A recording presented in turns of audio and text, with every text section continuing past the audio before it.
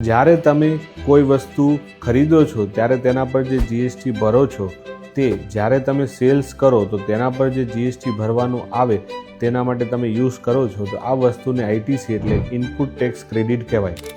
ઘણી વખત ડિપાર્ટમેન્ટ એવી નોટિસ આપે છે કે તમે એક્સ્ટ્રા આઈટીસી યુઝ કરી છે તો તમે પેનલ્ટી ભરો, પણ આમાં એક ઇન્ટરેસ્ટિંગ વાત એ છે કે તમે કોઈ આઈટીસી ક્લેમ કરી છે અને તે સેલ્સમાં ભરતી વખતે યુઝ નથી કરી તો તેના પર પેનલ્ટી અને ઇન્ટરેસ્ટ નહીં લાગી શકે।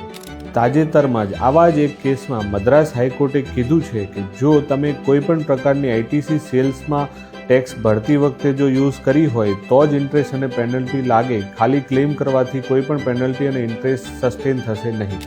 એક કેસમાં એવું બનેલું કે એક વખત આઈટીસી ક્લેમ કર્યા પછી તેને રિવર્સ પણ કરી આપવામાં આવેલી, તેમ છતાં ડિપાર્ટમેન્ટ દ્વારા ઇન્ટરેસ્ટ અને પેનલ્ટીની નોટિસ આપવામાં આવેલી જે કોર્ટ દ્વારા ખારીજ કરવામાં આવેલી। એક વસ્તુ જરૂરથી યાદ રાખજો, આઈટીસી ક્લેમ કરવી અને તેને યુઝ કરવી બંને વસ્તુ અલગ છે। જો તમે યુઝ કરતા નથી તો તેના પર ઇન્ટરેસ્ટ અને પેનલ્ટી ન લાગે।